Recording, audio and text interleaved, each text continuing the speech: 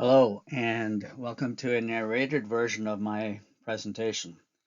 The original presentation I did live in front of a couple of local EAA chapters, but when others asked if they could get a copy of my presentation to present to their chapters, I decided I would try to narrate it.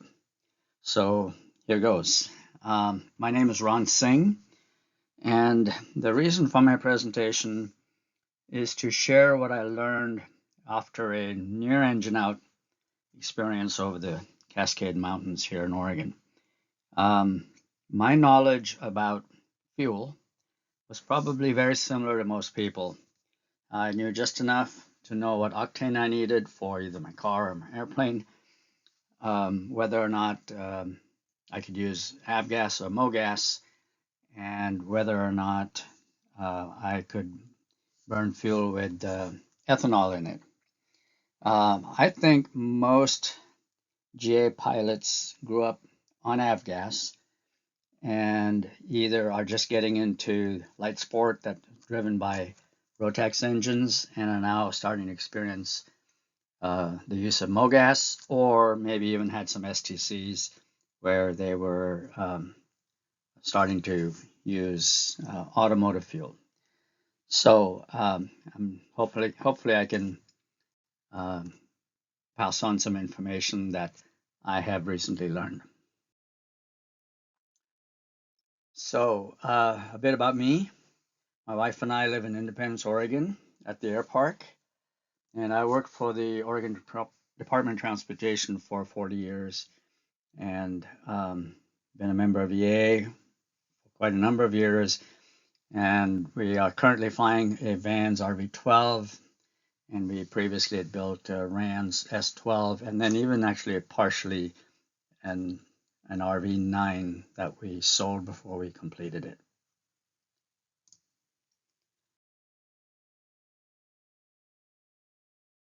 So I'll begin with the story of our flight to Sunriver for lunch. And I'm going to intertwine the story throughout the presentation at places where it makes sense. And I'm going to give you a few details that may seem unimportant, but in the context of the issues I went through, they probably are important. And so you'll probably see them as little clues throughout. So the night before our flight, we fueled up the plane at a small airport close by that had automotive fuel or Mogas. And so we filled up the tank that night, and the next day we basically planned our flight to Sunriver, took off from Independence to Sunriver, and essentially we're climbing for 9,500 to get over the mountains. In the valley at Independence, it was calm, winds were calm, temperatures were mild, and there was virtually no turbulence. But as we got across the top of the mountains onto the east side of the mountains, we started experiencing fairly heavy turbulence. I call it heavy for this aircraft. And the aircraft was just being buffeted really hard. And the temperatures were rising. And when we came in and landed at Sunriver, as you see in the photo on the left, the winds on the ground were sort of swirling from all sorts of different directions. The temperature, as I mentioned, was about 85 degrees. And so we tied down the aircraft, put the canopy cover on it, and went into town for lunch. So fairly uneventful. So here's what we're going to talk about today. I'll begin by talking about my aircraft, the fuel system it has, and the engine that powers it. And even though I will be talking about my specific incident with my specific aircraft, the presentation is very applicable to anyone that uses automotive or Mogas fuel for flight.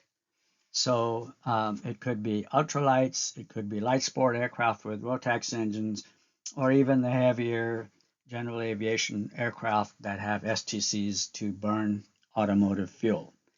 I'll be talking about a series of building blocks that will eventually lead to me discussing the main point of the presentation, which is what I call the danger zone.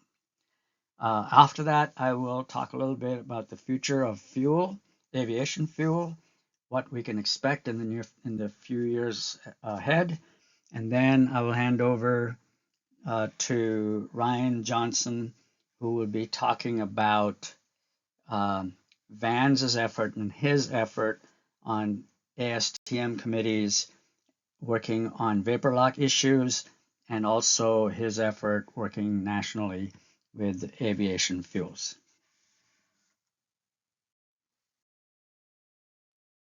This is our RV12IS that my wife and I built over a period of 9 years. We completed this in October of 2020 and have been flying it ever since. So this is the fuel system of my RV12IS. As you probably know, there's two engines that can go in an RV12. One is the fuel injected engine and the other is the carbureted engine. So this one, it has fuel injectors in it, and the fuel systems are slightly different. So this is specific to the aircraft I fly. So essentially what we have is a fuel cap and filler here with an overflow vent there, and then the 20-gallon tank. At the bottom of the tank is a strainer that leads into a fuel line that goes through the pre-filter and pumps and other filters, and then works its way up to the engine compartment. There is a way for the fuel to bypass and head back to the fuel tank, or continue on up and then go into the right fuel injectors and then across the top and into the left fuel injectors, and whatever fuel is left goes back and it works its way back to the tank. When it reaches the tank, it goes up to there's a tube that goes up to the almost the top of the tank, and then sort of has a fountain effect where it falls back onto the fuel. So this is another schematic of the same thing. So again, you can see the fuel tank up here. The fuel flows through a shutoff valve, and we may talk about the importance of keeping this shutoff valve completely open when you're flying. And then there's a drain, pre-filter, main pumps, and a bypass if the pump is clogged. Another pump, and then fuel filter, and then again into the rails and through regulator and back to the tank. So this is the Rotax 912IS engine that is installed on the RV12IS. And it's my fourth Rotax 912 engine that I've had in 24 years, but it's the first fuel-injected computer-controlled engine that I've owned. I've had a reasonable amount of independent Rotax maintenance training and certification over the years, and I'm pretty comfortable maintaining this engine. What I wanted to do is point out that over here in this spot where you see there's a plate, a cover plate, in the carbureted engine there would normally be a mechanical fuel pump, a low pressure fuel pump mounted here that would provide fuel to the carburetors. Fuel.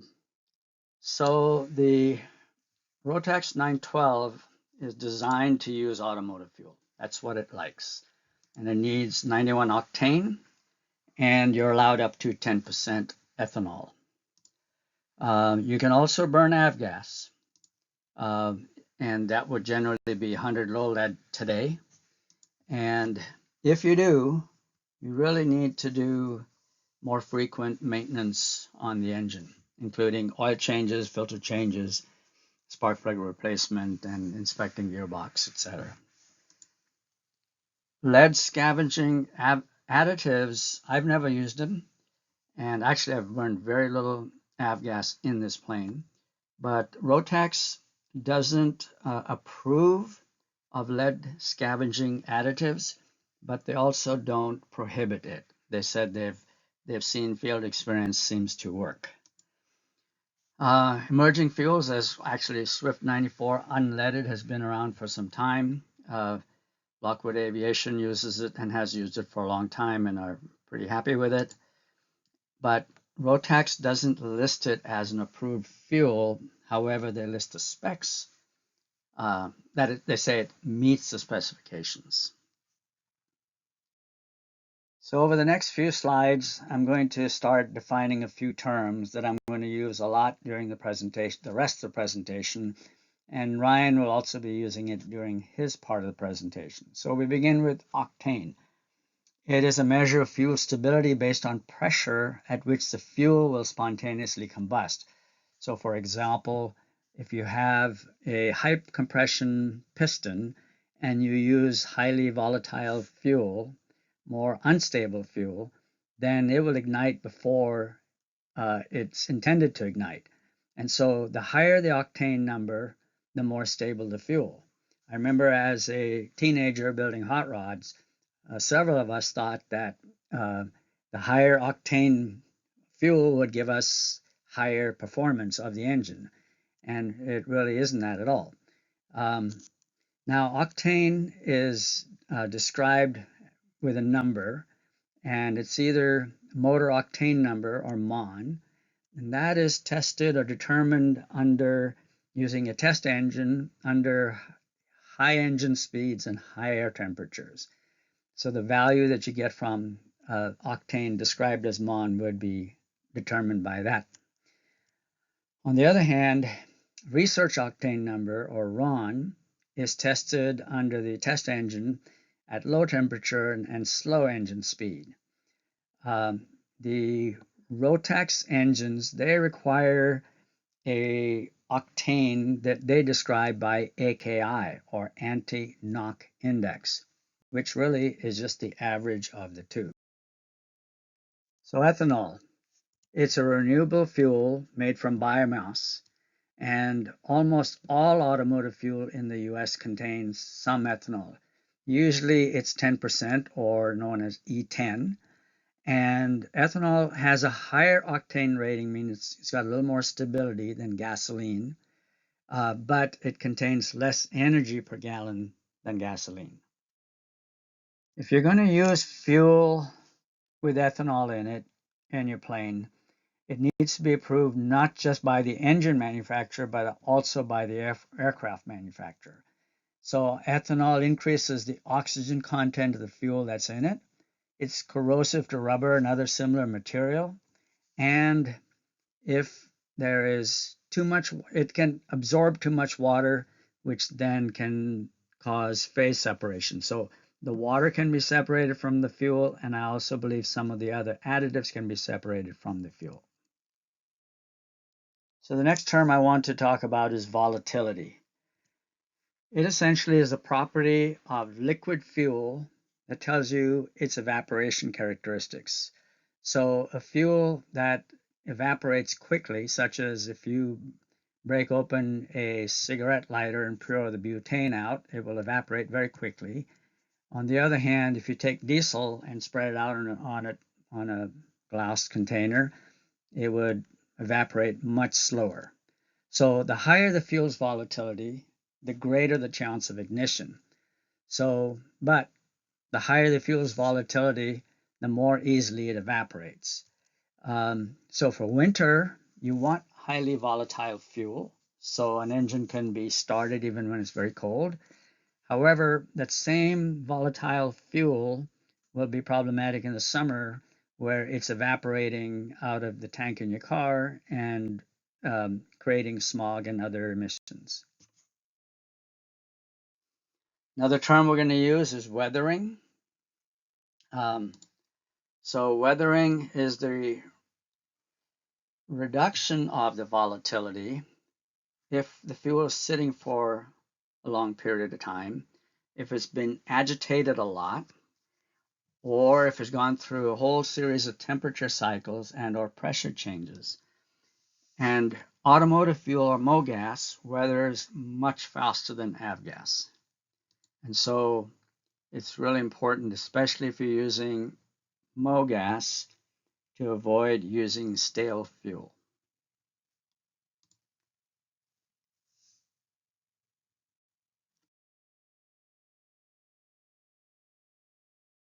Back to our story. This is the return flight now from Sunriver back to Independence. And we had been gone for about 3 hours. So the aircraft had been on a hot ramp with a canopy cover on for about 3 hours. And the local ground winds were just swirling from all sorts of different directions. And so we were concerned about opening the canopy, the tip-up canopy, and leaving it open while we did other things, such as a pre-flight, to let the aircraft cockpit cool off. So we actually kept the canopy shut while we did the pre-flight and everything else. And then we opened the canopy, got in, and closed it on top of us in the slightly open position. We fired up the engines and tried to cool off the cabin by opening the vents and having some breeze blow through there. And we did a fairly long run-up. An interesting thing to note is that both my wife and I noticed that the fuel pumps sounded louder than normal. Normally, when we have our headsets on and noise canceling turned on, right after the engine start, you don't hear the fuel pumps with the engine running.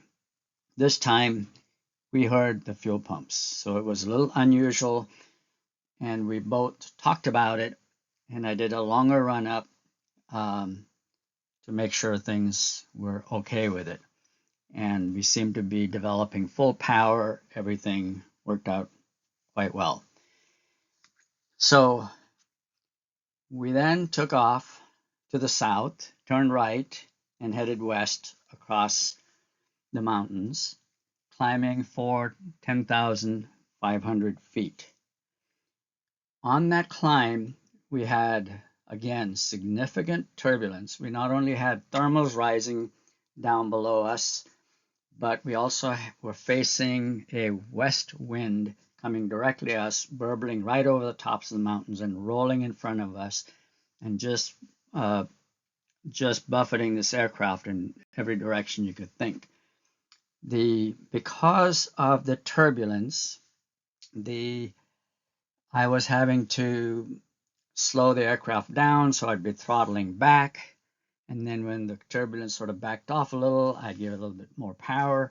And so I was working the throttle a little bit, and it felt like the propeller wasn't quite biting into the wind as normal because the winds would come changing directions, but it felt like there was something odd.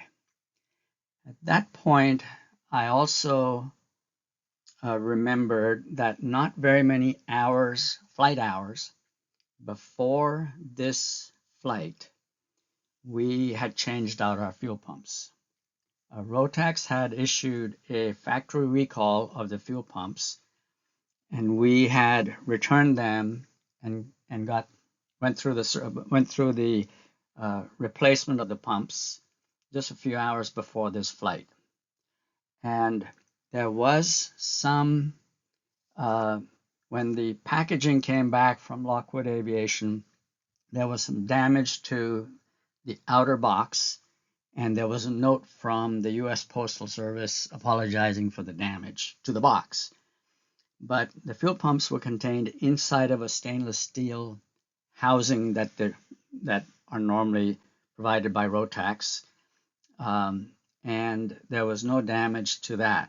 But still, it had worried me enough that I'd had several conversations with Lockwood Aviation about that, and we eventually concluded, this was a few hours of flight time ago, that the pumps were okay. And I had given quite a bit of attention to it in previous flights, and everything seemed to be fine. So that was just another oddity that I was starting to pay attention to, because it felt like the engine was, or the aircraft was straining a bit, but I couldn't really attribute it to anything but turbulence at this point. Then, at some point, right about where the aircraft's shown here, we were just into the just coming up on the crest when the engine started losing power. And I again wasn't sure if I was fighting turbulence or what I was dealing with, because the aircraft was being pushed around so much that I was still paying attention to it. But then at some point, it became very obvious that we had a problem with the aircraft maintaining power. And then it started to get very rough, and I started to look for an alternate landing site, and there was nothing, just mountains, trees, and rocks. And so it took me only a few seconds to decide that it's best to turn around back, because there was just no way to continue forward. The turn had to be very gentle, because I had, at this point, the engine almost died, and it was more than windmilling. There was power being produced, but not enough to keep the airplane maintaining its altitude of flying. So I had to make a 180-degree turn to head back to Sunriver, and I tried to keep it very gentle, very gradual, because of the winds coming across the mountains and rolling in front of me, and I didn't want it to put me in some attitude that I didn't want to be in. So I made a very gradual turn, trying to coax the engine along, and made the 180-degree turn.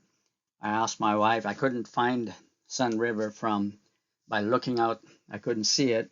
So I asked my wife to, on her EFIS, to get us back to Sunriver. And within a few seconds, I see the magenta line on the screen. I look down that direction, and I see this tiny little spot. That was the airport. And so we started flying towards it and descending while I'm trying to coax the engine to stay alive. And it was within a few minutes, as we were descending, it started to behave better. The engine was performing better, and so much so that I didn't make any attempt to declare an emergency, take the runway straight into the runway. And as I got closer to Sunriver, as I descended down, it felt like the aircraft was doing much better.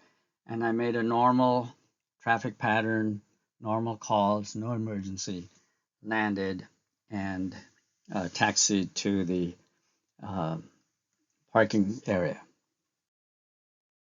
The folks at the Sunriver FBO graciously opened up their nice new big hangar and let me pull the aircraft in out of the heat and the wind and try to troubleshoot and figure out what happened. So I had been in there a couple of minutes. I had just managed to pull the cowling top off and had barely got very far into it when I saw a person about 100 yards away walking across. He had just landed and was walking to the FBO. In a few seconds, he stopped, turned, and looked at the airplane and started walking towards me. As he got closer, we suddenly both recognized each other, and it was Sterling.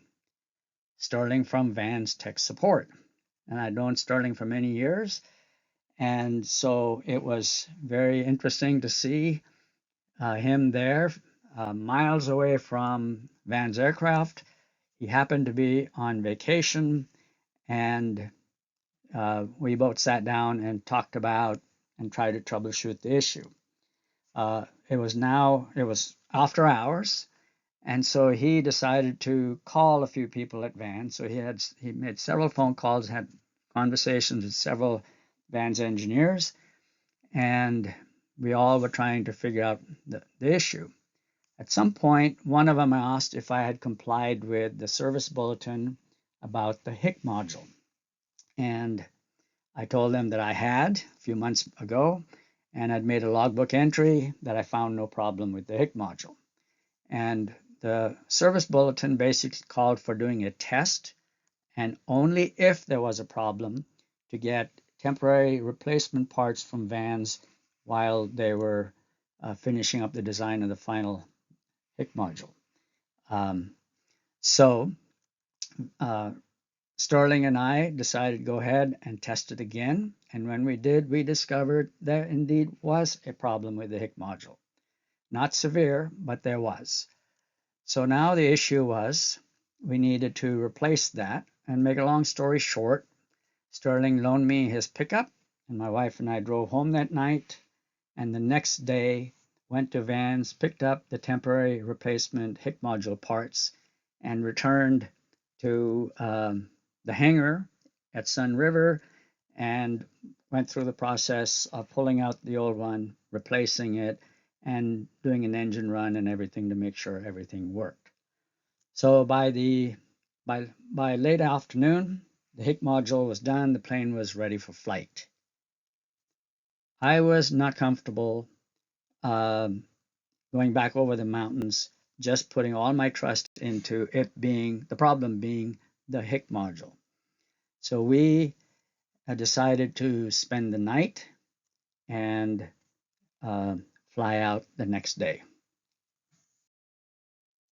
So I'll continue the rest of the story later. So let's first talk about Mogas and its seasonal blends. This is a language from the U.S. Department of Energy, and basically they talk about there being two grades of gasoline, Mogas, automotive fuel, a winter grade and a summer grade. And the difference between the two is basically the vapor pressure. There are some additives that also change, but the primary thing, at least in the context of this presentation, is vapor pressure.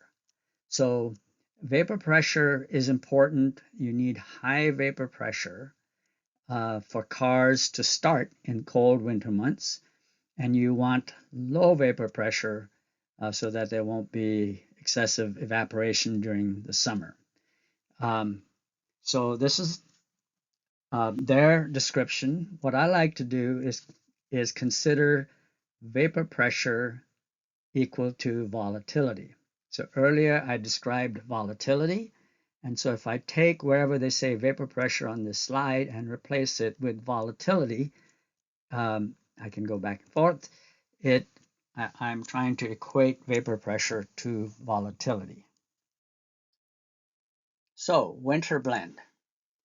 As I mentioned earlier, you need increased volatility or vapor pressure of the fuel to be able to start an engine in extremely cold weather. So butane is added. It's a high vapor pressure liquefied gas, and it's added to the fuel so that we would end up with a higher or highly volatile fuel for winter. And it depends on where you are in the country, how volatile that fuel is. So as I mentioned earlier, butane is added to produce the blend needed for winter startups. So here are some very important dates to know about as it relates to automotive seasonal blend fuel. On the calendar, I've color-coded the months where you can expect to get winter blend fuel at a gas station or an FBO. And the yellow would be summer blend fuel. In May, I left a question mark there because I'll be talking about that in a little bit. So the first dates to know about is the months of March and April.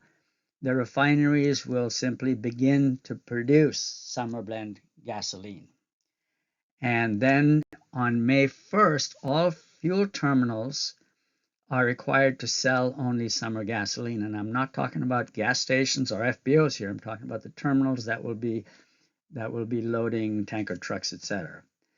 So by May 1st, by law, they are only to sell summer blend fuel.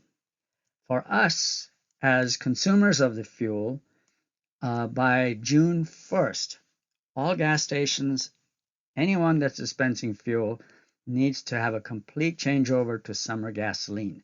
And my interpretation of that is that there should be no blend of fuel. The tank should be completely summer blend gasoline.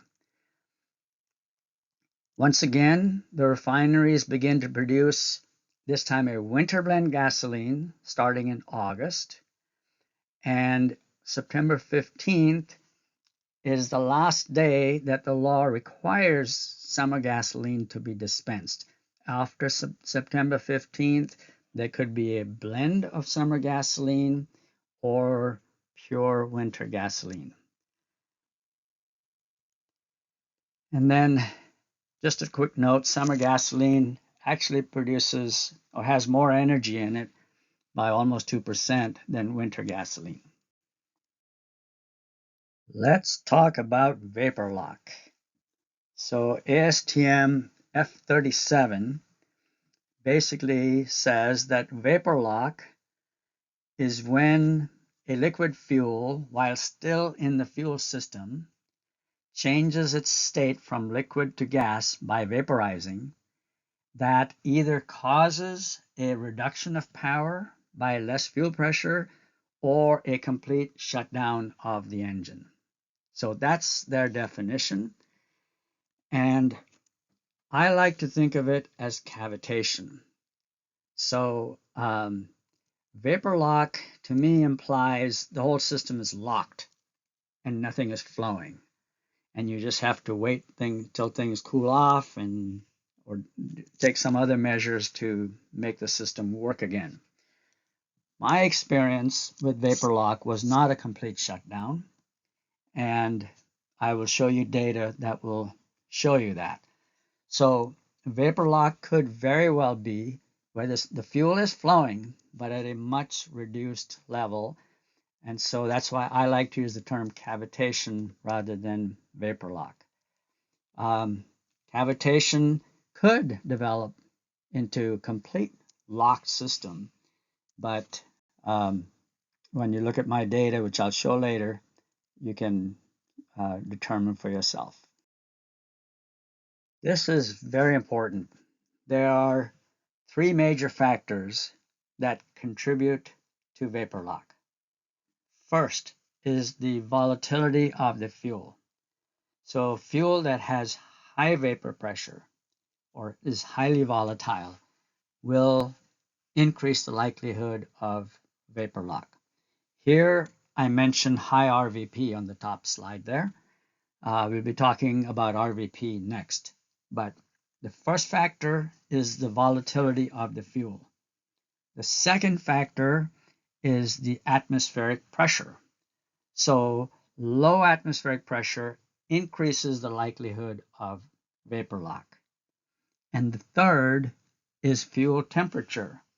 The higher the operating temperature, the greater the likelihood of vapor lock. So I'm going to repeat it one more time. Three things: volatility of the fuel, the atmospheric pressure, and the fuel temperature. Okay, what is Reid vapor pressure? As you know, fuel is intended to be volatile. If it wasn't at all, we wouldn't be able to ignite it. So we wouldn't be able to get a basic explosion from the vapor itself. So the Reid vapor pressure is a measure of the fuel's volatility. The higher the RVP, the more volatile it is. And it is described at a temperature of 100 degrees Fahrenheit. So if they say that the RVP of this fuel is 10 psi, that means it was 10 psi at 100 degrees Fahrenheit. And we'll talk later about how that's measured, etc. Ryan will be covering that. RVP is an indicator of the amount of vapor a fuel will generate when it's heated. So with avgas, the RVP is fairly low. it varies from 5.5 psi to 7.1 psi. And that doesn't mean it varies by seasons, it just varies by whenever they deliver it. So you'll probably find avgas somewhere between there at any time of the year, anywhere, between 5.5 and 7.1. Comparatively, Mogas varies from 7, which is the top of the RVP for avgas, and it goes all the way up. I put 14 here. It actually goes all the way up to 15, depending on the location and the season. So here in Oregon, the standard Mogas RVP allowed is 9 psi, and it goes up to 13 psi. In other states, depending on how cold the states are, they may go higher in the winter time. And then certain states like California, they will stay low, and I think it's like 7.9. But even within a state, if you buy fuel in a highly dense area, if you go look at the laws, you'll find that the Portland area in Oregon and the Salem area in Oregon, they have lower RVP allowances, meaning they cannot exceed a certain number that's lower than the rest of the state. I think it's like 7.9 for those areas, while the rest of the state can be 9 psi in the summertime. And of course, avgas is much less volatile than Mogas, as I showed you in the previous slide. Here's one other thing to remember. We haven't talked about ethanol, I believe. But the EPA, if you are dispensing fuel with ethanol in it, or 10% ethanol, then the EPA allows you to have a RVP value that's higher by 1 psi. So for example, in Oregon, if in the summertime you're allowed 9 psi RVP, then if it's E10, you may have 10 psi RVP values of your fuel. So it's going to be higher volatility. So that's something to keep in mind. The higher the RVP, the more easily the fuel evaporates. We've talked about this before. And if you remember, fluid will boil at any temperature. So for example, water boils at 212 degrees Fahrenheit, but you can make it boil at 60 degrees Fahrenheit or 50 degrees Fahrenheit. All you have to do is lower the pressure around it. So if you, for example, if you get one of these big syringes at a hobby shop or something, and you put a little bit of water in the syringe, and then you pull back on the plunger, creating a low pressure in that chamber, you will see the water will start boiling. It doesn't get hot, it just starts boiling. So another thing to keep in mind is, as pilots, we're all taught or trained about the standard temperature and standard pressure lapse rate. So just keep in mind that as you climb every 1,000 feet, the expected temperature drop would be 3.5 degrees Fahrenheit. Unless there's inversions or something, 3.5 degrees Fahrenheit per 1,000 feet. The standard pressure is 1 inch of mercury per 1,000 feet. So keep all of that in mind. Okay, now we're getting to the real interesting part. All this foundation that I've laid out so far will start all fitting together now. So this chart that you're seeing here is data that came from my EFIS. So when I got back home, I downloaded the data and looked at it and sent it to Vans, and we had some interesting discussions about it. So this is real data. Down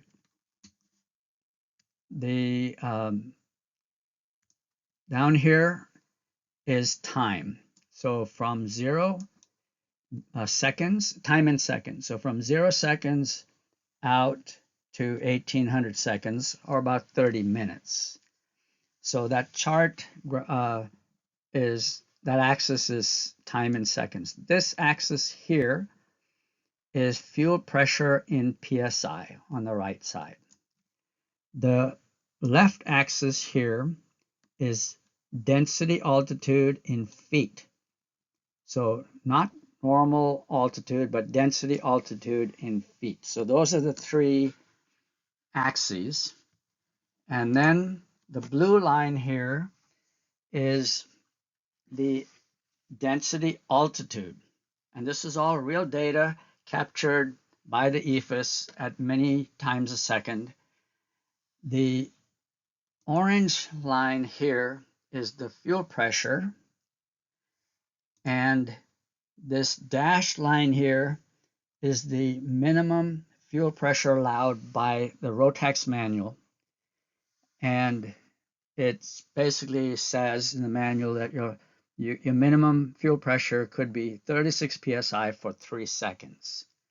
Now, it doesn't mean that after 3 seconds the engine's going to stop. It's just a number that they picked for reasons beyond this.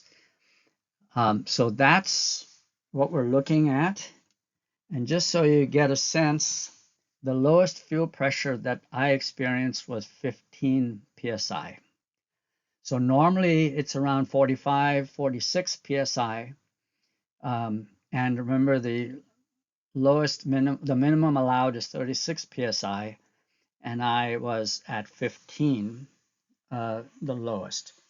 And if you're wondering for how long, it was for 325 seconds, or over 5 minutes, from the time the fuel pressure started to drop radically, and it was 325 seconds. And this spot here is where the engine basically started to really stumble and act like it was dying. So if you look at this graph carefully, you'll see that there are similar slopes here on this side as on this side. They're symmetrical. This is fairly symmetrical on both sides. So that was what I experienced. And these little spikes that you see here, most people are saying that is what the HIC module problem was, these little spikes. But that was not what caused the problem. So the problem was caused by vapor lock. Now the question is, was this a complete lock, or was the fuel flowing? And the answer, of course, is the fuel was flowing, but at a very reduced rate. And that's what I was hearing when I was hearing the cavitation, what sounded like the fuel pumps trying to suck fuel, but getting air at times. That's what it is. Now, we talked about the three things that affect vapor lock, cause vapor lock. It's high RVP fuel. Well, that was fixed, meaning that's what I had. I had fuel that had whatever the RVP value was. It wasn't changing on this flight. The second was temperature. Yes, the temperature was changing on the flight, and I'll show you that in a moment. And third was the atmospheric pressure. And yes, you can see that depicted by the blue line as density altitude, that the higher you go, the less atmospheric pressure. So when I started the engine, if you look at the graph on the left, it's 0 psi. Start the engine, within seconds, within a split second, it climbs to the normal fuel pressure that's needed. And at that time, the outside air temperature was 90 degrees Fahrenheit. And this is not by memory, this is from downloading the data from the EFIS system. Then over here at the 600 and some second mark, which is 10 minutes, I actually did a takeoff. So the run-up was 10 minutes long. If you look at these spikes down here, I believe that was when I was doing the fuel pump checks, going from one pump to the next. And so these little spikes were probably the HIC module, and this spike here was probably when I was doing my run-up and switching fuel pumps. Then here you'll notice the density altitude. This is when we were starting to take off, and we at the higher we went, the lower the pressure was dropping. And then suddenly at some point it dropped radically, and then it had the exact opposite. So the temperature, outside air temperature, when this happened was 65 degrees. It had dropped 21 degrees, even though the lapse rate shows only, well, it should be only 3.5 degrees Fahrenheit per 1,000 feet. We had something going on there. The temperature dropped significantly. Down here at the bottom, the temperature was 55 degrees. And then at the shoulder here, when we started recovering, was 55, and when we landed, it was 84 degrees. So remember three things. The volatility of the fuel, that didn't change during this flight. The temperature, that changed a lot. And the barometric pressure, that changed. And you can see the effects of the barometric pressure in this circle area. But the temperature, remember, was the outside air temperature, and it had no effect. And the reason is the fuel tanks were heat soaked sitting on the ramp. And so and it was a full tank, almost a full tank. When I took off and climbed, I took that heat soaked fuel up there with me. It didn't have time for it to cool off. And so the outside air temperature doesn't really have an effect on this unless the fuel itself was cooling off. Okay, so now we're getting to another interesting slide. What I want to show you here, the bottom is the calendar. So I just put the winter here in the center, and so we start from August and we work our way across to July. This axis here is the Reid vapor pressure, or RVP. Remember, the Reid vapor pressure is a measure of the volatility of the fuel. The higher the number, the more volatile the fuel, the more quickly it will ignite, but also the more quickly it will evaporate. So avgas is down here throughout the year. It varies from 5.5 to 7 with no changes over the seasons. Mogas is the white line, and it changes. So in Oregon here, except if you get into the Portland area, it's supposed to be at 9. And in the winter, it's at 13 up in here. So I'm going to drop in some little round icons to just sort of simulate a truck delivery to whatever FBO or gas station throughout the year. So in August, if a gas station asks for a tanker to come and fill it up, it's going to get summer blend. If you remember the calendar that I had in one of the previous slides. If they call for a tanker in September, they're going to get summer blend. If they call for a tanker in October, it's going to be winter blend. And then November, December, January, etc. will be winter blend. And then in April, it'll still be winter blend, but May we don't really know. What we know is that May 1st, the terminals are going to be only selling summer blend. But so we'll assume anytime in May, if a truck delivers fuel to somebody, it will be summer, and then June and July will be summer.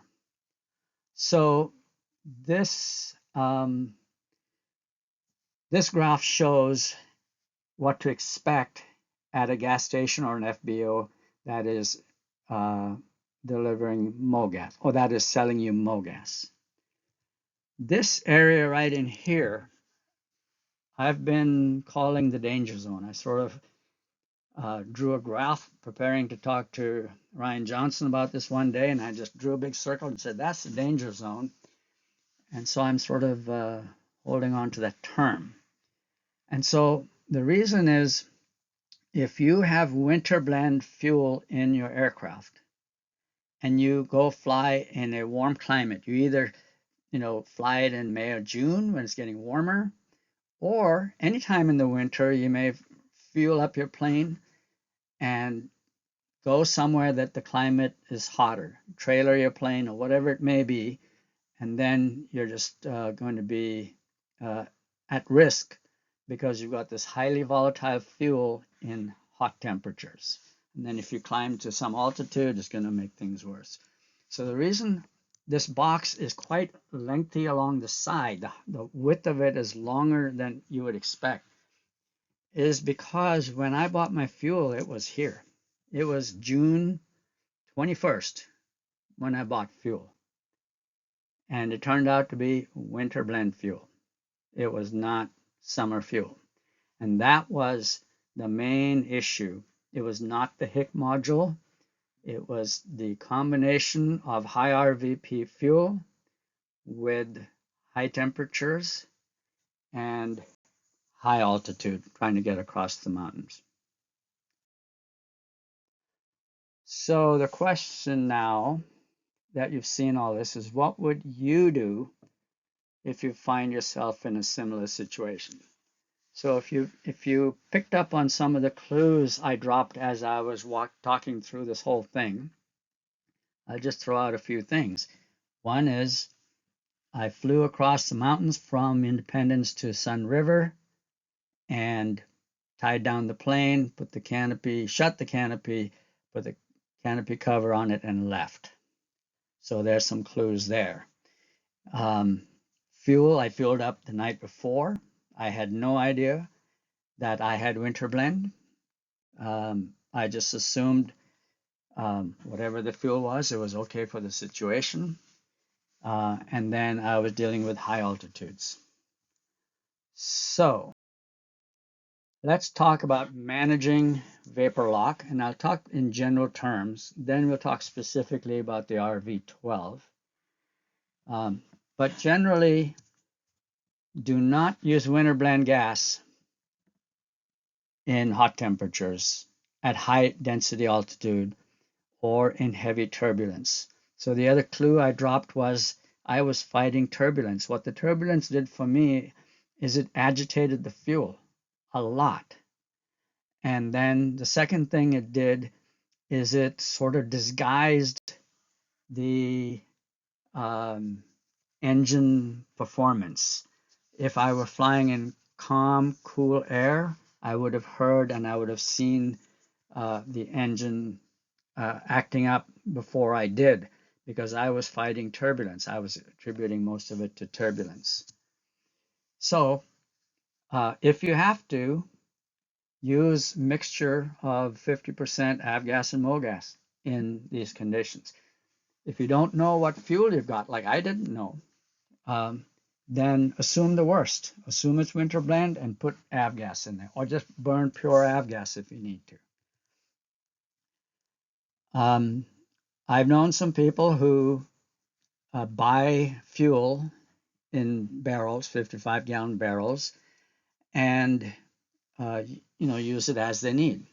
So my caution to them would be, don't buy winter blend fuel and use in the summer. Winter fuel is generally cheaper than the summer. So I'm just cautioning people to don't do that. And then you probably already know that vapor lock generally happens after the first flight of the day. So when you have a heat-soaked engine and you had heated fuel in the tank, the mistake that I made when I landed at Sunriver is I did not open up the oil door to let the heat from the engine compartment come out. Even though we have louvers on the top of my cowling, opening the oil door would have been very, very helpful. When you are doing a lot of short flights, like you're flying somewhere to go have lunch, and you're gone in for half an hour, the engine is still heat soaked, the fuel is heat soaked, be very careful. And I especially noted here young eagle flights, because that's what you do a lot, is you stop and you wait, and if your engine is getting heat soaked, then there's some risk there. And all of this begins, the vapor lock begins immediately after your landing. So when you land and park, point the aircraft into the wind. Perform a really good run-up before you leave. And then reduce your angle of climb and increase the speed. Get that air going over the engine, at greater volumes and speed, and less stress on the engine, less heat being developed. Monitor your fuel pressure. And if you have a way to monitor your fuel flow, monitor that. And then if you have a boost pump, use it. And I said here when necessary, because I don't know about all the different types of boost pumps in different airplanes. So I just wanted to point out, if you have a boost pump, keep that in mind. And then when you're doing your inspections and so on, check your fuel lines for being real close to exhaust systems or other heat. Okay, RV12 specifically. Now remember, there's two versions of RV, or two engines. One is the fuel injected engine and the other is the carbureted engine. So read the latest edition of the POH, the Pilot Operating Handbook, the Flight Training Supplement, and any service letters that are out there, because that's how VANS is going to communicate with you. Right now, VANS is in the process of revising their POH and Flight Training Supplement, and they're going to issue a service letter to deal with vapor pressure. But if you don't go look for them and download them and follow them, you may not be aware of things that they have discovered and corrected. Perform an engine cooling run before you shut down the engine. So if you land and you have a long taxi like I do going from the airport to my home, then that is sufficient for a cooling run. But if you land and you're going to just immediately shut down, such as Young Eagle flights, give it a cooling run. Give it a 2-minute or so cooling run before you shut down. With an RV-12, position the aircraft with the tail into the wind. And that's because underneath the cowling, the bottom of the cowling is open, and that part the air will go into it and then up through the oil door that should be opened. Latch your canopy open when you're parked in the sun. The fuel tank is inside the cockpit area, and so you need to keep that fuel as cool as you can do it. Obviously, open your canopy. Now remember, I said that we decided not to, because the winds were so strong and gusting that a tip-up canopy could snap off if we weren't holding on to it. So, but if you can, open the canopy and let your fuel tank cool off before flight. Run your fuel pumps for 5 minutes while you're doing your pre-flight. If you're going to take a sample, take it first, and then run your fuel pumps for 5 minutes. And then pay attention to fuel pump noise. That's one thing we learned, is that fuel pump noise was a clue to us. If you're a builder, follow your plans carefully. Don't make changes and modifications without thinking through that what effects would you have on the fuel system and abilities for it to be affected by vapor lock. So anytime you have a a restricted flow of anything, the pressure at that restricted point will decrease. So Bernoulli's principle helps us fly, but Bernoulli's principle can also cause vapor lock, because you may end up with low pressure at any narrowing. So if you make bends, there should be nice gentle bends. There should be no kinks in your fuel line. You should not really have 90-degree fittings. Any place where there is a narrowing could cause low pressure, and immediately you're opening yourself up to vapor lock at that area. Obviously, keep your fuel lines away from heat sources and provide heat shielding. But the bigger thing is just making sure the fuel lines are nice and smooth with no restrictions, no narrowing, because that will be a bigger problem for you. And if there's a way to provide air cooling for the fuel lines, that would be a good thing. Okay, new and upcoming aviation fuel. Avgas, as you know, is on its way out. Someday it will be gone. It may take a while, but it will be. Some airports are already banning the sale of 100 low lead, mainly because they just want to get away from the lead. Swift Fuel makes a 94 octane unleaded fuel, and they have for some time. And now GAMI, or General Aviation Modifications Inc., they have a 100 octane fuel called G100UL. It's an unleaded fuel, and they have FAA approval for all piston-powered aircraft. This topic itself, I think a lot of people have presented on. It's quite detailed, but Swift Fuels is also coming out with 100 octane unleaded fuel in the future.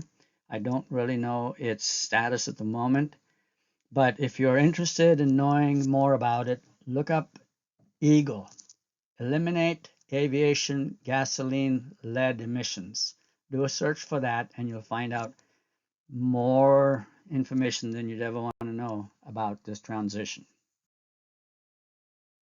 So this is a summary of the fuels that are either available or will be available over the next few years. The first one is, of course, 100 low lead. That's been around for a long time. It's 100 octane, and it has lead in it. Its RVP value is from 5.5 to 7.1, so it's low. Mogas, if you burn, and the Rotax engines require 91 AKI, and you can use up to 10% ethanol. There's no lead in it, but the RVP value is not good. It's from 7 to, let's just say 15. I was conservative, put 14. Swift Fuels 94UL, which exists now, is 94 octane, and it's going to be the same RVP value as all the aviation gases of the future. So Swift Fuels will be the same, 100R will be the same, G100UL will be the same, and the old 100 low lead is the same. So they all have the same RVP values, but Mogas is much higher.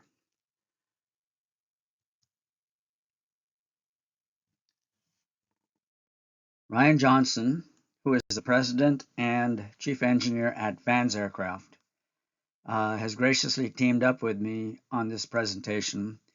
And when we presented it to EAA Chapter 292 in Independence, Oregon, we decided to videotape his portion because he wouldn't be able to present at the next scheduled presentation to Chapter 105 in Hillsboro, Oregon, because he was going to be out of the country. And so what follows is his portion of this presentation. For those of you who don't know me, I've been in Vans since 1998. Been involved in everything since the end of the RV-8 design. Currently president of Vans Aircraft, and I also serve as the chairman of F-37. So that's Light Sport Aircraft Committee, and we're writing the standards for expanded mosaic, for the airplanes that will be under expansion mosaic. So if you have any questions on that afterwards, I can answer that. This is a new standard that just came out, and we were working on while Ron had this experience. And as he said, it was rather fortuitous that it happened at that time. That's the actual standard. This is what it says. And in essence, it requires you, it points you, but doesn't require you to follow the advisory circular, which says, let's take the worst case fuel, that's 15 PSI fuel that you'd use in your snowmobile in northern Minnesota, go out, put it in the airplane, and do a climb test. The problem is vapor lock is occurring on some of these airplanes on takeoff rather than in the climb. So that's the FAR 23 is just do a climb test, see where vapor lock occurs, and then as a manufacturer you say, well, the airplanes get up to that point. But I've known that we've had instances where the ULS engine has had vapor lock on takeoff. And that's not just us, and it's also high wings. So CTs have had the problem, flight design. High wings, there's 4 instances of that out there that was indicated by the FAA. And the FAA has a document on vapor lock, and those are named in there, those instances. So it can happen both ways. The difference in a ULS is you have an oil tank next to a carburetor. In the IS, the fuel is flowing around that fuel rail and it's coming back to the tank. So really the heat of the engine compartment is not that much of a factor. But in a ULS, you're heating up that carburetor, and the latent heat in that oil tank after shutdown, especially on the right-hand side of the engine where that oil tank is next to the carburetor, is that radiant heat and latent heat. If you don't open up the oil door, it's going to boil the fuel in the right carburetor. Now I tried with barriers to stop the radiant heat from going to the carburetor, and it made a little bit of difference, but it's nothing like just opening the oil door. And as Ron said, if you park the airplane, really what's happening in the louvers in the top of the RB12 that I put there over the ignition modules, and the openings in the front and the oil door, you're trying to draw the air in through the cowling exit, up through the cowling, and it vents all that heat out of there. If the oil door is open, it's like opening up a huge chimney, and it really helps. So here's our requirements that we had to go to, and it basically says if you're running auto fuel, you're fine. But if you're going to run Mogas, you have to do this test. We went up to the Alvord Desert. So for those who've not been to the Alvord, I'd encourage you to do so. It is miles and miles of flat runway. You can land anywhere there. And why I take pilots there at Vans is every pilot, in the FARs, it's illegal to shut off your engine. So I can't tell you folks to do so, but I take our pilots there from Vans, and under FAR 23 requirements, you have to do engineer restarts, you have to do these type of things. So we have the exception as a manufacturer. But an airplane flies completely different when you shut off the engine completely and kill it. Your glide is going to be different, your stall speeds will be different, and for those of you who have not experienced it, so everybody that becomes a test pilot of Vans aircraft, I take them out to the outboard and kill the engine. And you have unlimited runway to land in any direction. So we're doing this vapor lock testing because we know we're going to push these airplanes until we get to the point where vapor lock occurs. So here we're out doing the testing, and we have the worst case fuel. This is from Minnesota. It's 15 PSI. This is meant to start your snowmobile in minus 30 degrees. But it's not meant to be on the Alvord Desert at 90 degrees Fahrenheit. And as soon as we opened up that tank, you know, just the vapor just starts pouring out of there. And that is the butane. So if you imagine taking your butane lighter and breaking it, that stuff's going to evaporate right away. But if you have a can of diesel over here, that's going to take a while. So it's a very volatile fuel. And we had to pump it out of there. And you have to pay attention to weathering because you don't want to let the vapor out. So we ran multiple tests. We let fuel weather during the day, and it made 2,500 feet difference after it just sat there in where vapor lock occurred. So here we're heating the fuel in the morning with our generator because we're timing all of this. Now the test requirement, which I'll show you in the next slide, is that the fuel has to be between 85 and 90 degrees when you do the takeoff. And we want the OAT to be the same, so the whole airplane is kind of at 90 degrees at that point when we do this takeoff. So here we have a generator running hot pads on the bottom of the fuel. It's still cold outside. And you see the fuel's 74 degrees there, and we're trying to heat it up to 90. So it'll be at 90 when the OAT is 90, and we do this test. The problem is, with fuel that's at 15 psi, it vaporizes very easily. And that's Scott McDaniels, who just retired from Vans. He's trying to remove the fuel after one of these tests, and he can't do it. He can't siphon it out. We couldn't pump it out with a pump. We ended up draining it out of the airplane. That's how bad it is. So he's trying to pull it up out of the airplane there, and he's barely, if I could zoom in here, you can see that it's just bubbling in that tube. This is a fuel that you've never experienced before. All we experience here is 13 psi fuel. And some of you might say, well, I've never had vapor lock. That's because you've never experienced fuel like this. It is a different level of volatility in fuel. So this fuel is again 15 psi fuel. And the interesting thing here on the left-hand side there is a little graphic, or it's out of the advisory circular for doing the test, and it says, if you, avgas is only going to boil off 1% of its volume or mass at 110 degrees Fahrenheit, but if you had the equivalent fuel, you'd burn off 18%. So I checked yesterday, and fuel down in Lebanon, the clear fuel cost you $5.61, and avgas is about $6.40. Well, if you take 561 divided by 0.82, you get something about 680 per gallon. So you just lost 18% of your fuel to evaporation if that fuel would heat up in its wintertime fuel, and you actually paid more for the winter gas that caused your vapor lock. It's an interesting thing to think about, but when they ran the tests at the DOT ran tests in the mid-90s, and just during the period of the test, they'd lose about 7% of their fuel just to evaporation out of the tank. So you're buying this winter blend fuel, but if you're in the danger zone, and that's what Ron's talking about, you're actually losing some of your fuel that's just boiling off. It's becoming safer as that butane boils off, by the way. So I'm at the ASTM conference, and Ron calls. And I know that we did the test on the outboard, and we experienced vapor lock at about 10,500 feet. And Ron said I had a problem, and I said it must be the HIC module, because you weren't 10,500 feet, and I had much worse fuel than you. What's going on here?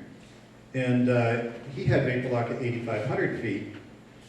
Interestingly enough, the United Kingdom, who we're certifying the RV-12 under a type certificate for the first time, we're just about there. And that process, and that's what is going, the limitation that's going to come out here from Vans is going to be based on the UK certification, because I got to get the airplane certified there. So note that there's real world data behind this, but that's where my restriction is, what it's going to be based off of. So in essence, I think what's going on here, I found that DOT report, and it said the worst case scenario was 100 to 110 degrees. I don't think we're testing at a high enough temperature, and what's going to happen here, I'm now chairman of F-37, we'll go back and relook at those standards and maybe rewrite the standards if we test at higher fuel temperatures, if you want to run Mogas. So we're required, that highlighted on the left, we were required to test at 85 to 90, but I believe that a fuel that's even hotter, or the fuel in Ron's tank, we went back and replicated, it would have been between 110 and 120 degrees Fahrenheit. If he was parked the canopy closed. Even with the covering on it. Even with the covering, it's better, we created that locked position on the RV-12, so you can lock it. And I knew that somebody might take off that way, and I did a flight test. I do not recommend this. But I flew the airplane with it in that locked position. Of course, I had safety straps on it where I could yank it back down. It flies like an RV-7 with a constant speed propeller in the wrong position. It gains a lot of drag.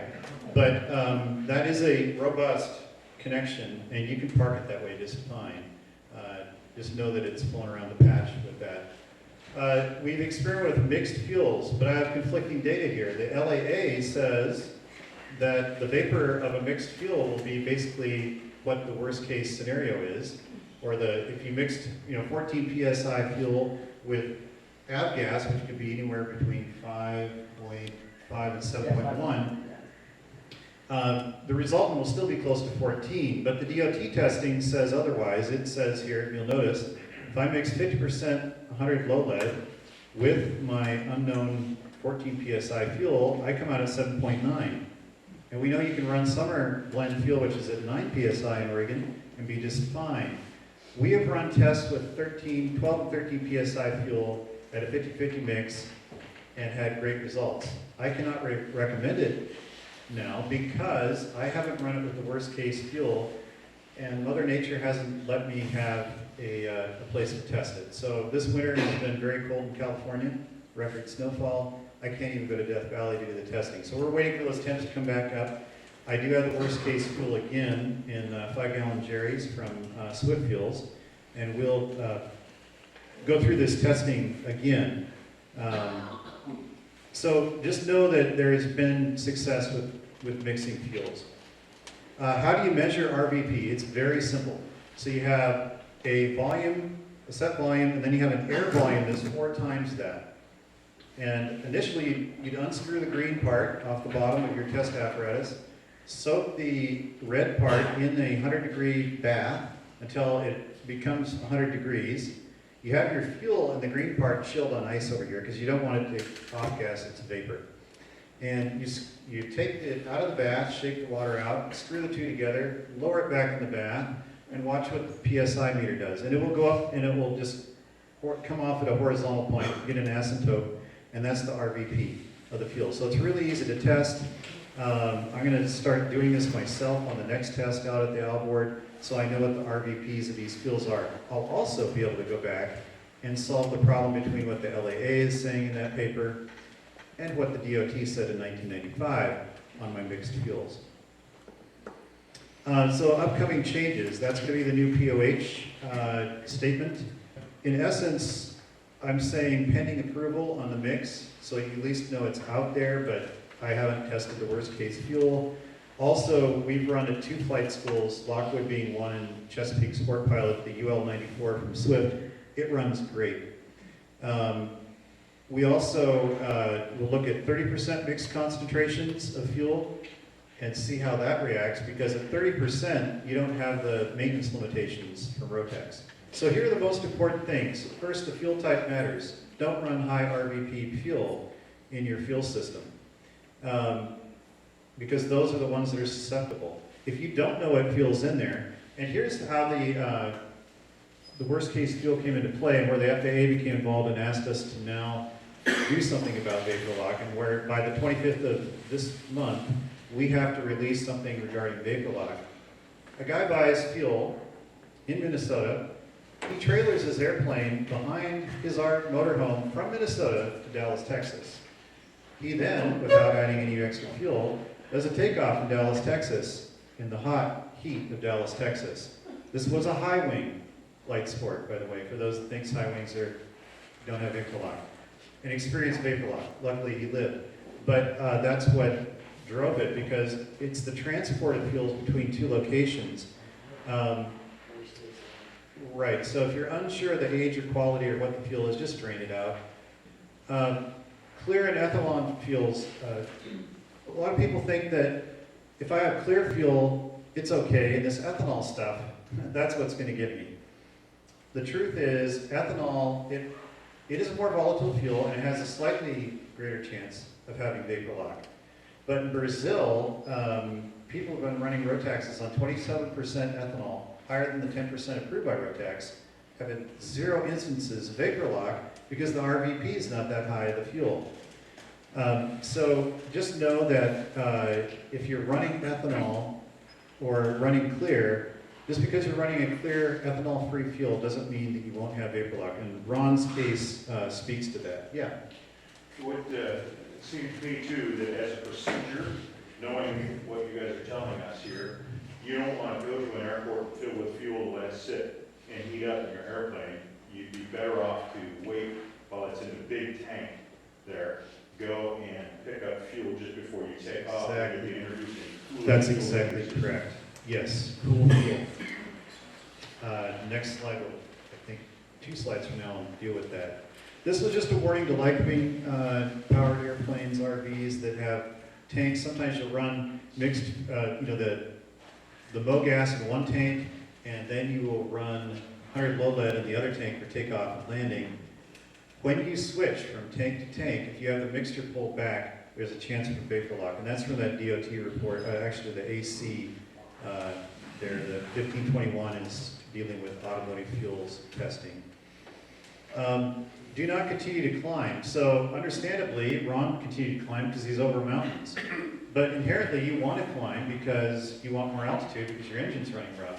But that only makes the pressure drop further. When we did the Albert testing, we let it drop to 27 psi, and we still had full control via the airplane. Then we decided to knock it off there at that point. He climbed to the point where it dropped to 16 and your engine's about to die. In this case, if you start to descend and you notice the fuel pressure coming right back up, as Ron did, and he gets near the airport and he says, this is fine, I'm going to go through the regular traffic pattern, well, it's likely that you do have vapor lock at that point because you're seeing the fuel, you saw how symmetrical his graph is. It lowers in pressure and it comes back. So that's as the atmospheric pressure changes. Now a little slide about it that's even applicable to light wing folks. Do not shut off the aux pump. An RV12 has a pump that's on all the time. Also, I have the first RV7 and I have a 0360A1A Lycoming, and I run my little facet pump all the time. I do not shut it off except on the taxi out because I want to know if the pump, the engine-driven pump is working. So, a gallon of Alpenrose milk costs $5.49 at Fred Meyer. 1 dozen of pasture-raised eggs, those are the special ones, $7.19. And a facet pump costs $57 on Amazon. And if you divide that by the 12 years that mine lasted, in my airplane, because I run it all the time, that's $475 per year. Or they last over 1,000 hours, that's 6 cents per hour. So don't tell me that you're trying to save money by turning off the pump. As a general matter of safety, leave the pump on. It's a secondary pump, even if you're in a Lycoming. On the Rotax 912IS, it has 2 high-pressure pumps that are to be on all the time. But in your RV12, on VAF, I finally did the math on VAF for people. Because I said, really, why are you turning off the pump? We had a guy that got up to downwind, turned off the pump on his ULS because he put a switch on it, and immediately experienced vapor lock. So, you're telling me that for the price of a grande vanilla latte at Starbucks, you would risk your life. So don't install a switch on your RV12 or a 12IS. This is an interesting side note, though.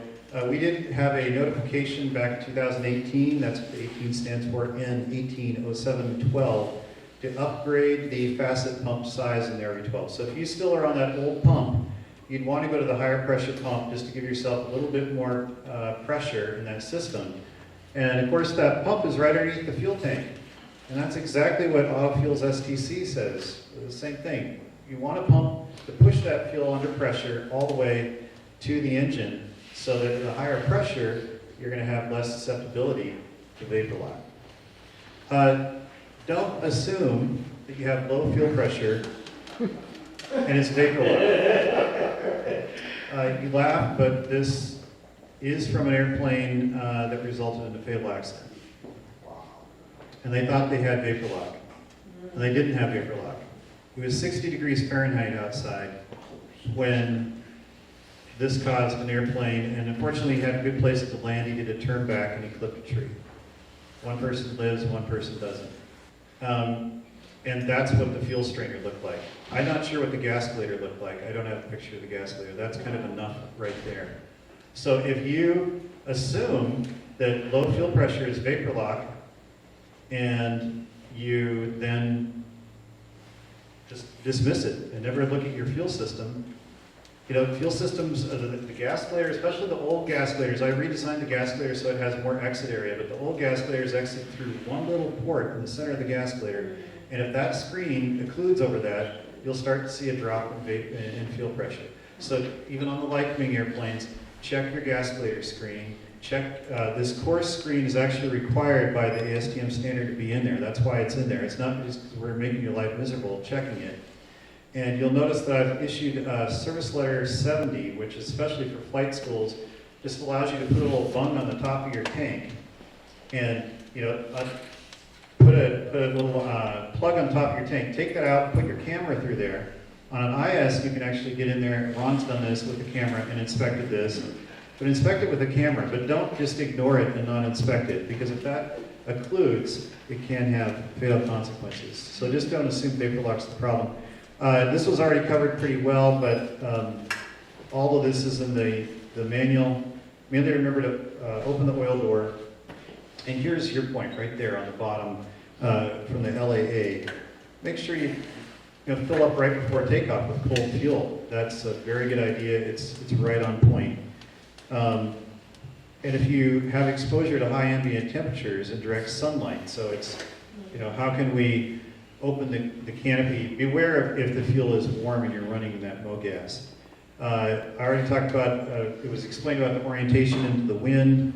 Running the fuel pump for 5 minutes kind of flushes all the vapor out of there. Now on the carbureted, all you're going to do is flush up to the manifold on top of the engine. You're not going to flush off down to the carburetors. So it's not as good as the IS in many regards. If temperatures build in the run-up area, push more air through the engine compartment by increasing the RPM. It's kind of counterintuitive. I'm overheating, but if you actually push more air through those coolers, it's going to cool the coolant, and also it's going to flush out the heat in the engine compartment. And after takeoff, reduce that climb angle in your forward speed and get more cooling. So that's kind of a summary of those items there. And with that, this presentation I'm going to make available, so that's the further reading, all the documents that I went through. And especially that report, the CT 86/21 is interesting to read. It had some interesting conclusions in it. It's not too long. Those are all the advisory circulars and the LAA's document, operating information for unleaded Mogas.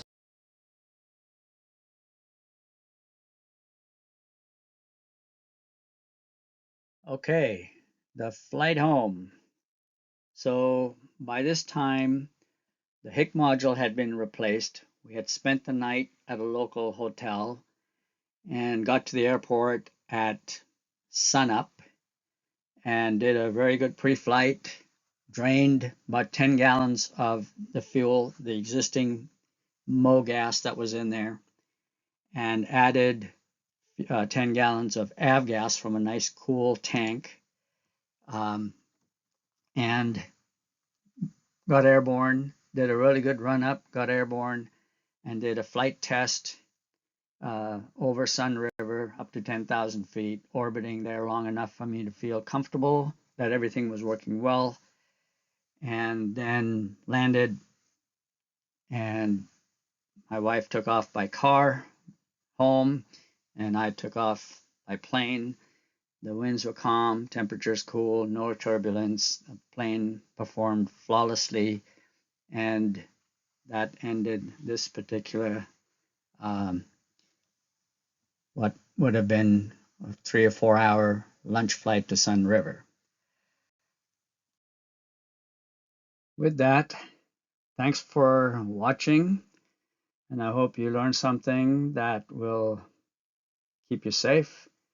And from Ryan and myself, thank you and fly safe.